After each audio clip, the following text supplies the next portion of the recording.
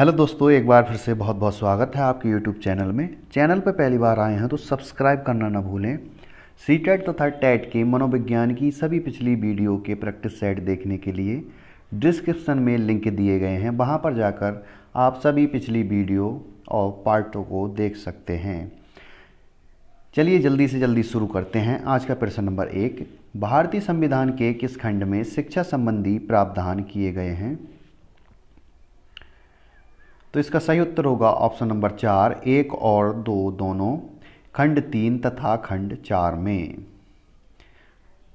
शिक्षा संबंधी प्रावधान किए गए हैं। अगला प्रश्न नंबर 2, संविधान संशोधन 86वीं के द्वारा संविधान में किस अनुच्छेद को जोड़कर प्रारंभिक शिक्षा को नागरिकों का मूल अधिकार बना दिया गया?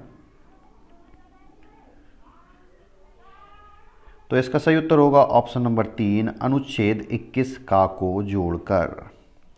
अगला प्रश्न नंबर 3, राष्ट्रीय पाठचर्या की रूपरेखा 2005 के अनुसार गणित शिक्षण का मुख्य उद्देश्य क्या है?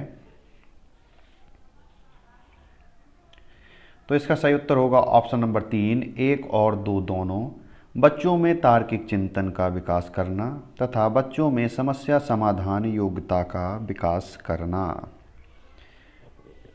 अगला प्रश्न नंबर 4, मानसिक विचार के लक्षणों में कौन कौन शामिल होता है? तो इसका सही उत्तर होगा ऑप्शन नंबर 4, उपरोक्त सभी, तनाव, चिंता तथा निराशा।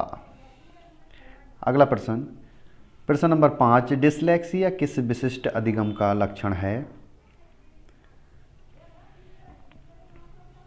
तो इसका सही उत्तर होगा ऑप्शन नंबर 1, विकलांगता का। अगला प्रश्न नंबर 6, अंधे बालक को पढ़ाने के लिए किस लिपि का प्रयोग किया जाता है?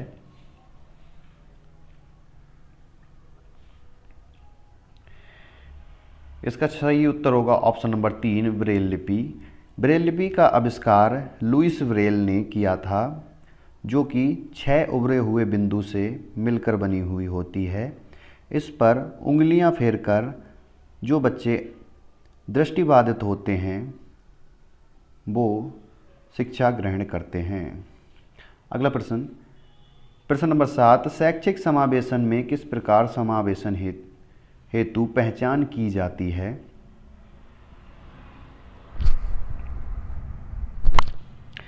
तो इसका सही उत्तर होगा ऑप्शन नंबर 4, उपरोक्त सभी। शैक्षिक समावेशन में स्वास्थ्य परीक्षण कराकर, बुद्धि लब्धि निकालकर तथा मनोवैज्ञानिक परीक्षण करके पहचान की जाती है। अगला प्रश्न नंबर 8, प्रश्न नंबर 9, अशक्त के अलावा कौन कौन समावेश्य योग्य बच्चे किस प्रकार के होते हैं? तो इसका सही उत्तर होगा ऑप्शन नंबर 4, ये सभी, कार्यशील बच्चे तथा प्रवासी श्रमिकों के बच्चे और HIV पॉजिटिव बच्चे। अगला प्रश्न नंबर 9, पिछड़ापन मापने की प्रमुख इकाई क्या होती है?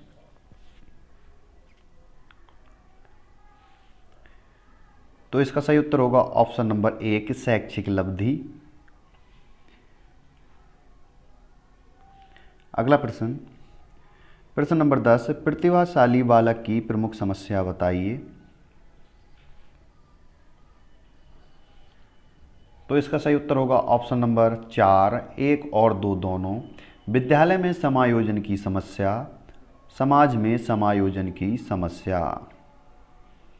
प्रतिभाशाली बालक विद्यालय और समाज में समायोजन करने में समस्या का सामना करते हैं।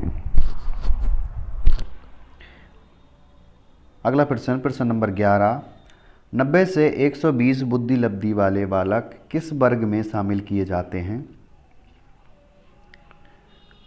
तो इसका सही उत्तर होगा ऑप्शन नंबर 2, सृजनशील बालक। अगला प्रश्न नंबर 12, भेदभाव रहित शिक्षा किस प्रकार की शिक्षा का सिद्धांत है?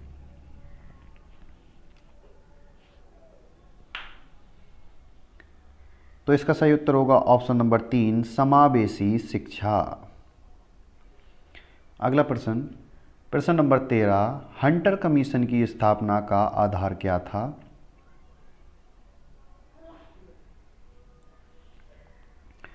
तो इसका सही उत्तर होगा ऑप्शन नंबर 2, भारतीय शिक्षा का उपयोग। अगला प्रश्न, प्रश्न नंबर 14, वर्ष 1905 के किसी एक सिद्धांत के बारे में बताइए जिससे शिक्षा पर भारतीय राष्ट्रवादी नेताओं का क्या विचार था? तो इसका सही उत्तर होगा ऑप्शन नंबर 4, एक और दोनों, स्वदेश प्रेम की शिक्षा तथा राष्ट्र प्रेम की शिक्षा। अगला प्रश्न, प्रश्न नंबर 15, स्वतंत्रता से पूर्व शिक्षा का प्रमुख माध्यम कौन सी भाषा थी?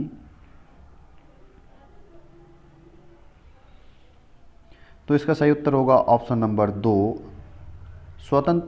स्वतंत्रता से पूर्व शिक्षा का प्रमुख माध्यम अंग्रेजी भाषा थी।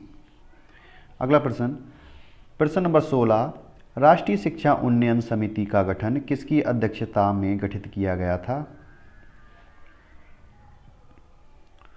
तो इसका सही उत्तर होगा ऑप्शन नंबर 2, गुरुदत्त बनर्जी। अगला प्रश्न, प्रश्न नंबर 17, किस वर्ष की शिक्षा नीति पर सरकारी प्रस्ताव में प्राथमिक, माध्यमिक एवं उच्च शिक्षा पर सिफारिशें की गई?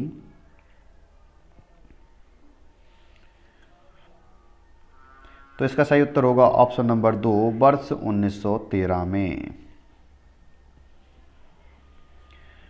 अगला प्रश्न, प्रश्न नंबर 18, वर्ष 1917 में विश्वविद्यालय आयोग ने किस विषय पर विचार व्यक्त किए थे?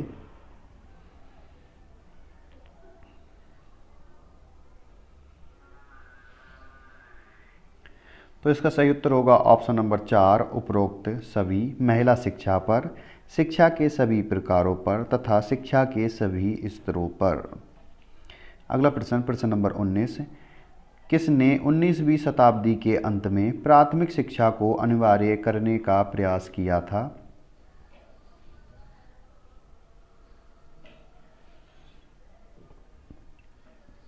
तो इसका सही उत्तर होगा ऑप्शन नंबर 1, बड़ौदा के महाराज सयाजी राव गायकवाड़। अगला प्रश्न, प्रश्न नंबर 20, शिक्षा नीति संबंधी सरकारी प्रस्ताव वर्ष 1913 में किस शिक्षा के अनेक प्रस्ताव किए गए थे? तो इसका सही उत्तर होगा ऑप्शन नंबर 1, प्राथमिक शिक्षा पर। अगला प्रश्न, प्रश्न नंबर 21, मुंबई प्राथमिक शिक्षा अधिनियम 1918 के लिए किसने प्रस्ताव पेश किया था? तो इसका सही उत्तर होगा ऑप्शन नंबर 2, विट्ठल भाई पटेल। अगला प्रश्न, प्रश्न नंबर 22, पटेल अधिनियम का संबंध किससे था?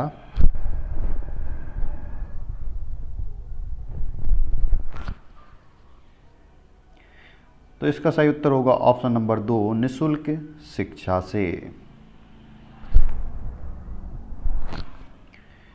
अगला प्रश्न, प्रश्न नंबर 23, भारतीय शिक्षा पद्धति की जांच के लिए ब्रिटिश प्रशासन ने किस समिति का गठन किया था?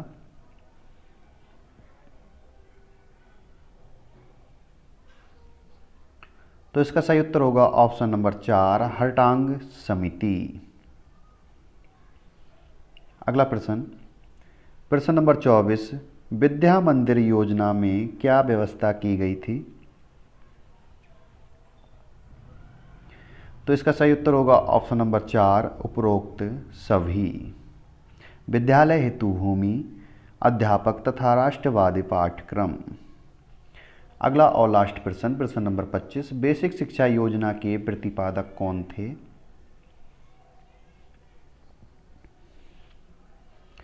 तो इसका सही उत्तर होगा ऑप्शन नंबर 3, महात्मा गांधी।